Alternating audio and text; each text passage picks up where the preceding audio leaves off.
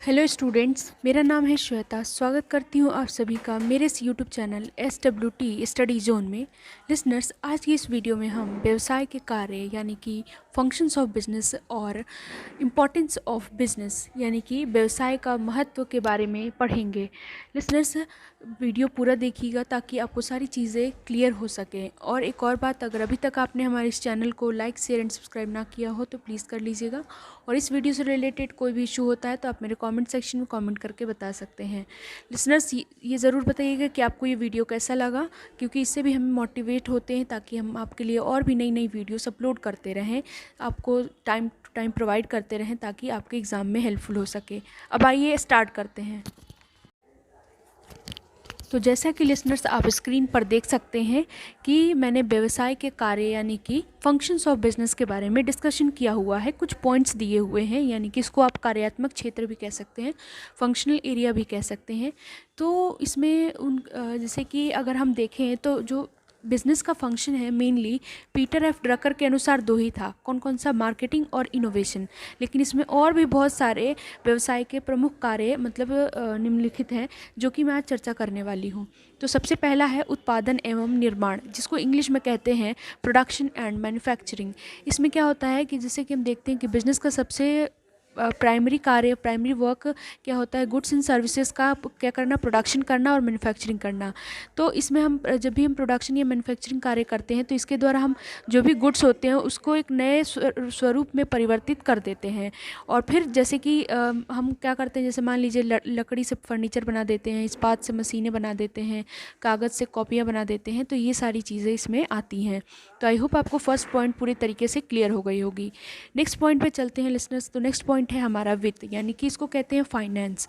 इसका मतलब ये है कि व्यवसाय जो होता है यानी बिजनेस का दूसरा सबसे इम्पॉर्टेंट फंक्शन होता है व्यवसाय के लिए पर्याप्त मात्रा में क्या होनी चाहिए? वित्त की व्यवस्था करना होता है, यानी कि पर्याप्त मात्रा में आपके पास फाइनेंस होना चाहिए, तभी आप अपना बिजनेस आगे बढ़ा पाएंगे। पहले के टाइम पे जो बिजनेसमैन होते थे वो अपने निजी साधनों से फाइनेंस इकट्ठा करते थे, उसका प्रबंध करते थे। बाद में क्या हुआ? उन्होंने लोन लेना शुरू कर दिया, यानी ऋण का प्रबंध करते थे। उसके बाद धीरे धीरे ऐसी सारी उनकी चलती गई।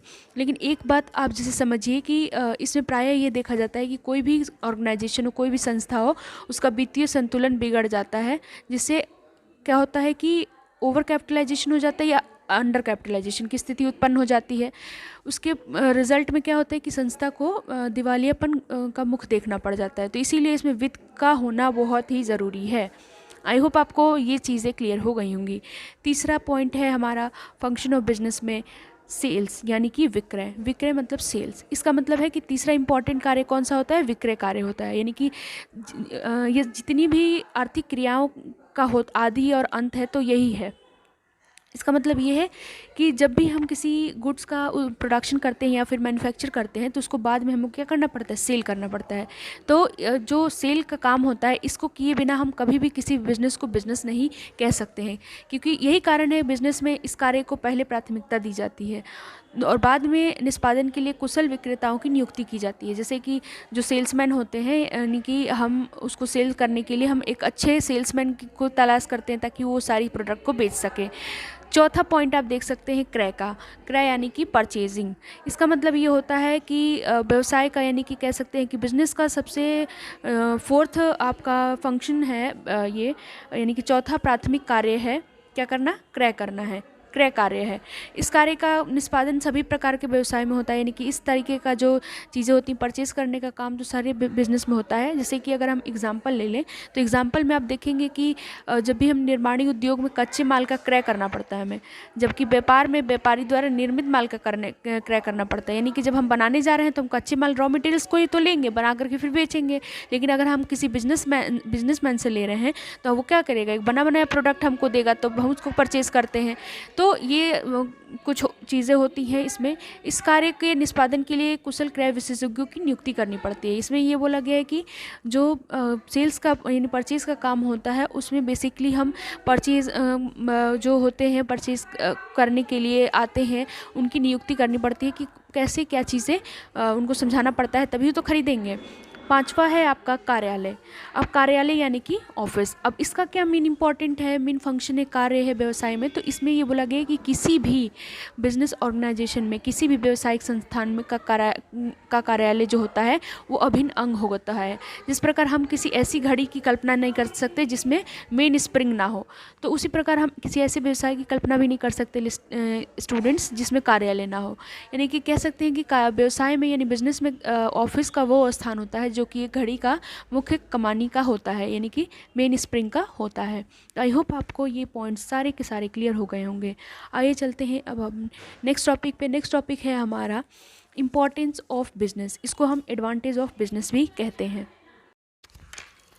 तो जैसा कि लिसनर्स आप स्क्रीन पर देख सकते हैं, व्यवसाय का महत्व यानी कि इम्पोर्टेंस और एडवांटेजेस ऑफ बिजनेस के बारे में हम पढ़ने जा रहे हैं। तो सबसे पहला आपका टॉपिक है प्राकृतिक संसाधनों का अधिकतम उपयोग। यानी कि इसमें बोला गया है कि जो नेचुरल चीज़ें हैं उनका ज़्यादा से ज़्यादा उपयोग करना, जैसे कि वन हो गया यानी कि जंगल, खनिज हो गया, जल हो गया, इस चीज़ का उपयोग करना, यानी कि व्यवसाय इस पर भी निर्भर करता है। यदि उदाहरण ले लें तो जैसे कि नदी का पानी जो होता है सीधे समुद्र में जा कर के मिल जाता तो वो किसी काम का नहीं रहता। लेकिन वो अगर कोई व्यवसाय उसको उपयोग कर रहा है, उस नदी पर बांध का निर्माण कर जल विद्युत उत्पन्न केंद्र की स्थापना करता है, तो उस जल की उपयोगिता निश्चित रूप से बढ़ जाती है। तो ये पहला इंपॉर्टेंस था बिजनेस का, एडवांटेजेस भी कह सकते हैं। दूसरा है राजस्व में वृद्धि। तो राजस्व में वृद्धि व्यवसाय से क्या रिलेटेड है? व्यवसाय के विकास के लिए यानी डेवलपमेंट के लिए हमारा जो राजस्व है, रेवेन्यू है, उसमें ग्रोथ होना बहुत ही ज़्यादा ज़रूरी है या स्वाभाविक भी है। यदि किसी देश की सरकार की आय के जितने भी मीन्स हैं उनका अध्ययन किया जाए तो हम पाएंगे कि अधिकांश जो हमारी इनकम होती है हमें टैक्स से प्राप्त होती है, तो जो व्यापार तथा उद्योग पर लगाए जाते हैं। तो ये इसमें बताया गया है। नेक्स्ट है जीवन स्तर में वृद्धि। यानी कि व्यवसाय की वजह से हमारे जीवन स्तर में भी काफ़ी वृद्धि होती है। जैसे कि हम देखते हैं कि हमें व्यवसाय से रोजगार एवं आय में वृद्धि होती है तथा समाज में व्यक्तियों की क्रय शक्ति बढ़ती है, यानी कि खरीदने की क्षमता बढ़ती है। अब भाई जिसके पास रोजगार होगा, पैसे कमाएगा तो खरीदेगा तो है ही। तो ये चीज़ इसमें बोली गई है। चौथा है लोगों की सुख सुविधा में वृद्धि। यानी कि व्यवसाय ने विकास में विभिन्न स्थानों पर नगरों या फिर कहीं भी कह लीजिए उनका विकास हुआ है। साथ साथ इसमें ये देखा गया है कि इसमें बहुत सारे क्षेत्र में भी विकास हुआ है, जैसे जल आपूर्ति, विद्युत आपूर्ति और बहुत सारी सेवाएं की गई हैं इसमें, जिससे कि नागरिकों को लाभ प्राप्त होता है। यही नहीं, हम देखते हैं कि बिजनेस की ही देन है कि आज हम अपने घर बैठे बैठे सारी सुख सुविधाओं का भरपूर मात्रा में उपयोग कर पाते हैं, उसका उपभोग कर पाते हैं।